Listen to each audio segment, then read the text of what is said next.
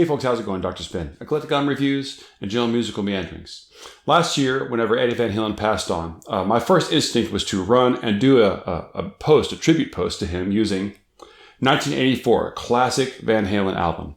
But instead of doing that immediately, I felt like it would be more enriching to me, hopefully to you as well, to go through and start with Van Halen 1 and kind of do posts on each album, investigate them a little bit further, in the hopes of not only getting a better grip on those albums, but deepening my appreciation and my understanding where Eddie Van Halen was coming from. And I didn't have to be particularly convinced to love 1984, because 1984 is one of the few Van Halen albums that I was actually there for.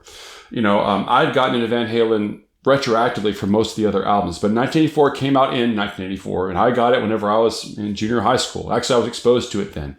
You know, that was back in the day of having a jam box on the side of the curb when we were playing street football, and it had 2 tape decks in it, and I had a friend who had a copy of 1984, and I duped a copy for myself. And then we used to have this funny little thing called a Walkman, where you put a tape deck in it and had these little earphones that never quite fit on quite right. And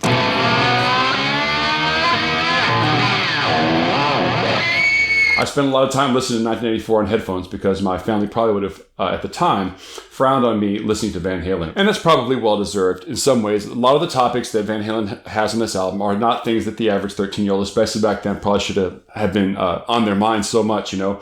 David Lee Roth kind of became the poster child for misbehaving young men, not unlike Madonna was sort of female empowerment for that younger generation of girls. So I'm sure that he contributed to the delinquency of lots of people, and his general approach towards moral turpitude probably shouldn't have been seen as inspirational. But looking past that aspect of 1984 and of Van Halen in general, there's some really deep musicianship that's going on in this. And fortunately, that musicianship resulted in 1984 being one of the hugest hits that Van Halen ever had.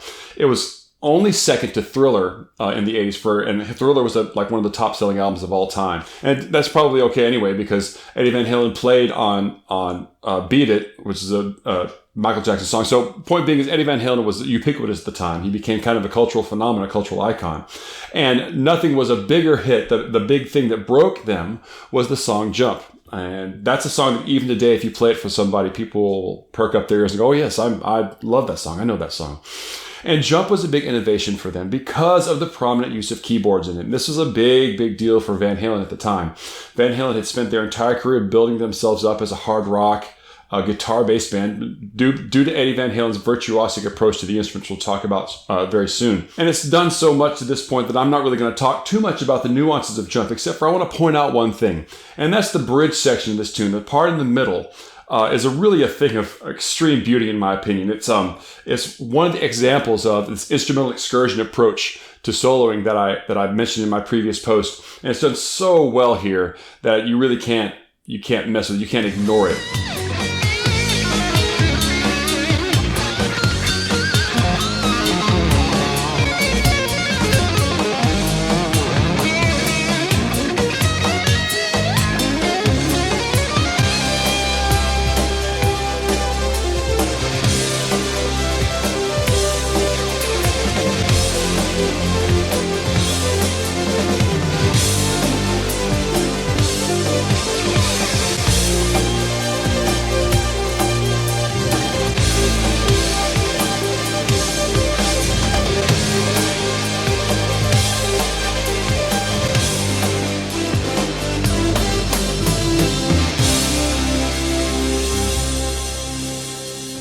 And yeah, the whole thing's in the key of C, which means that Eddie can just play all the white keys, you know, but it's still really fleet of finger, and he's not just playing gibberish, he's playing chords as he's doing that. It's an impressive display. And if you listen to it, you can really hear the fact that it's actually human fingers playing it. It's not some sequence, it's not, you know, chopped up and made to sound like that. It's Eddie Van Halen playing that part. And I think that this part in particular really shows the way that Eddie Van Halen's ear is opening up to a more symphonic approach to the band. And even in the main part of the song, there's this really subtle oscillation that happens that starts in a very low octave note during the main lick of the tune and gently sort of oscillates up to a high octave, kind of like...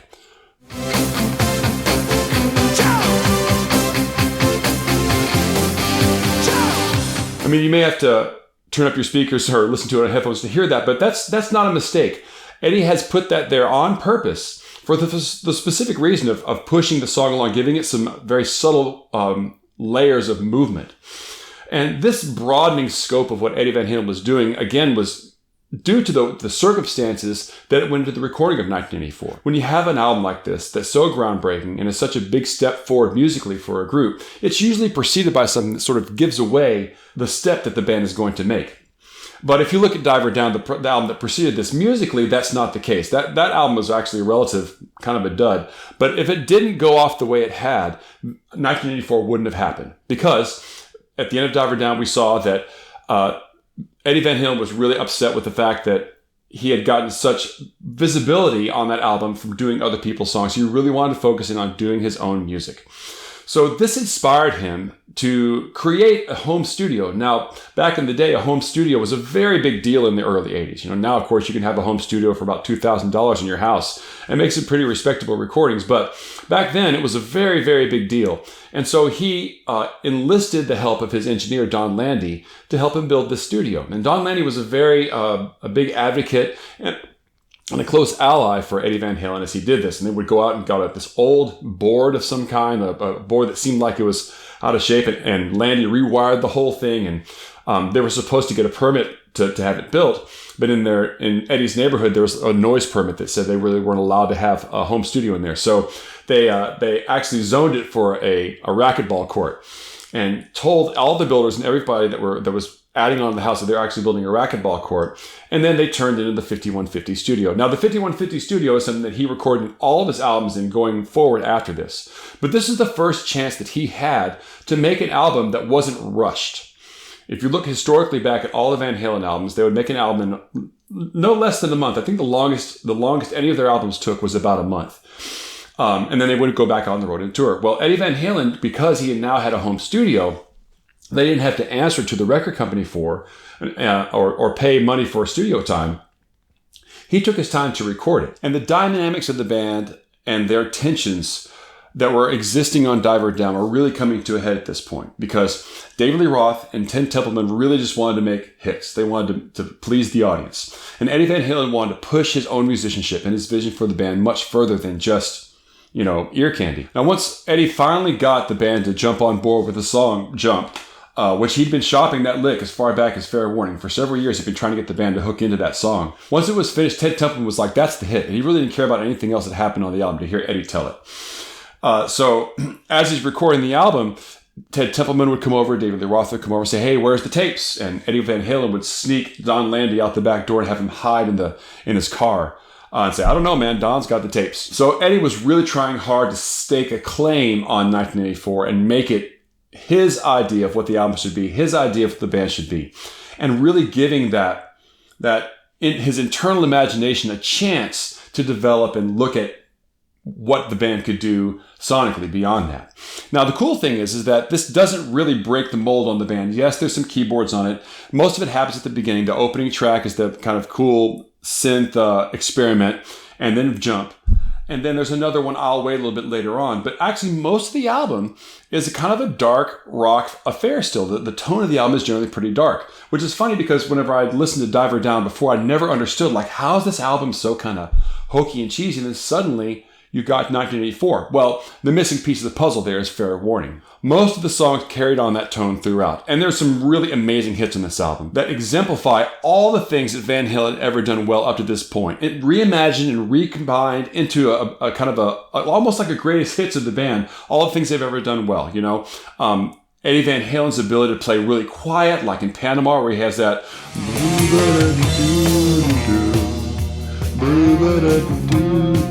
that's a classic way in which Eddie could pull back the energy on something and really wind it back up into the tune. And if you're talking about the hits on this album, you can't pass up Hot for a Teacher, which in my opinion is like the pinnacle of Van Halen's work, almost in their entire career. Everything that Van Halen ever did well is in that tune. It's a hard rock shuffle tune that has David Lee Roth, schmoozing for the camera and talking gibberish in only the best way that he can. You got Eddie Van Halen playing a guitar solo, arguably on the longest library table you've ever seen in a public school, and some great killer backup vocals from Michael Anthony.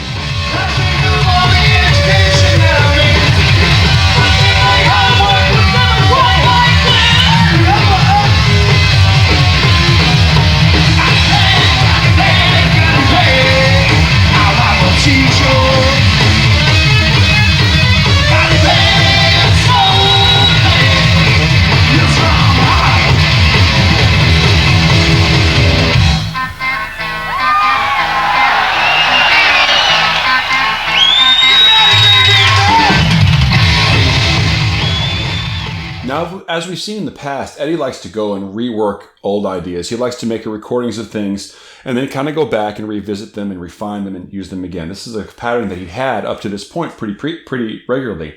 And there's a tune here, I believe, that is an older tune that he'd reworked, the last song, House of Pain, which I think is kind of obvious. And that, in this particular stretch of songs, it's the one that kind of stands out as not quite having the same standards as the rest of the album.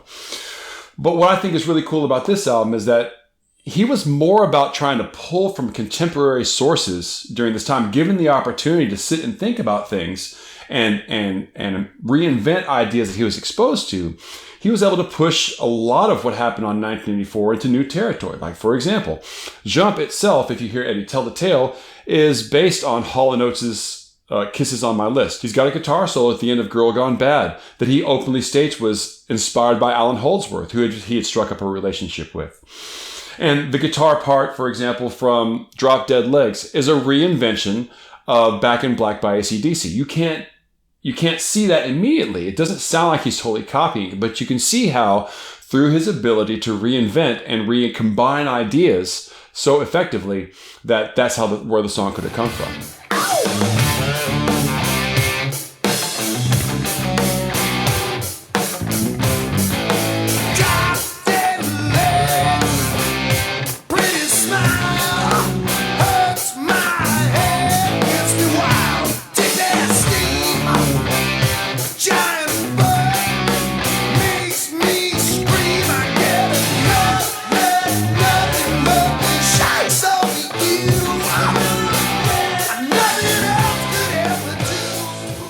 And Drop Dead Legs is one of several B-sides in this album that also still hold the same standard.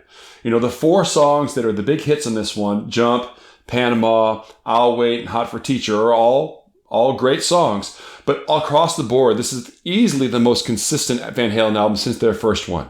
And even the songs that are less visible on the radio are incredible pieces of work, and they're totally held together by Eddie's phenomenal electric playing, just amazing creativity and technique and just ease.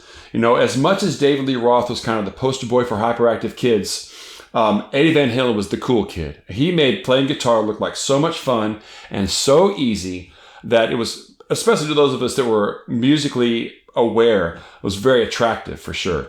And quite infamously, this was the final album with David Lee Roth. The split between the band just got too great. And to be frank, it's probably mostly because Eddie Van Halen was staking his claim around the musical production of the band.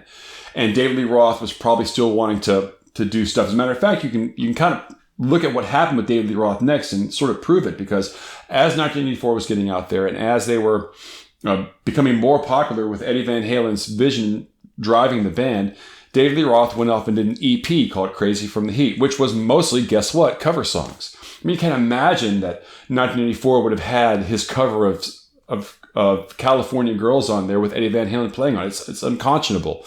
But I'm sure that was what was on the back of his mind, and that's whenever he made his EP. These are the songs that he was going to put forward to the band to play as covers. It just makes too much sense. And so that David Lee Roth would go off and do his own thing and had a pretty successful solo album on that first go-around with Eat 'Em and Smile. And of course, quite famously, Van Halen would go on and get Sammy Hagar as their lead singer and would have a successful run of albums with Sammy Hagar as lead. And I made a post about 5150 previously as an album that I really love and admire too for many of the similar reasons on 1984. But 1984 is really the one where everything locked into place for Van Halen. And fortunately, it's one of those things where the excellent musicianship and craft finally got some rewards for it, you know? I often joke that looking at Van Halen is kind of like a Star Wars movie. Like, it's super great, but if you look at it too close, it kind of starts to break down. Especially in terms of like David Lee Roth and that whole thing. But on 1984 actually rewards that kind of scrutiny. The closer you look at it, the more you can appreciate Eddie's real genius as a guitar player and as a musician and as a musical craftsman and as a composer. It's hard for me to think of another person that could do what he did again. It's too unique. It was too bound in with his personality, and it's such a loss that we've lost him, but we're so fortunate to have his stuff still to listen to and appreciate today. So I'm hoping that in looking back at this music and sharing my appreciation for it, it deepens your appreciation for it as well. And if you're a person who just have put Jump on your playlist and have walked away from it, please go check out 1984. It's like my generation's Led Zeppelin 4. It's a classic album that totally is of its time, but also transcends the time that it was in. It's an amazing album. So that will wrap up my coverage of the Van Halen catalog with David Lee Roth as lead singer. So if you like this series, please like and subscribe and share out with your friends this video. Follow me over on Spotify. I've been putting Van Halen songs up over on my 2021 playlist. And I'll catch you guys next week. Till then, I'll see you on the flip side.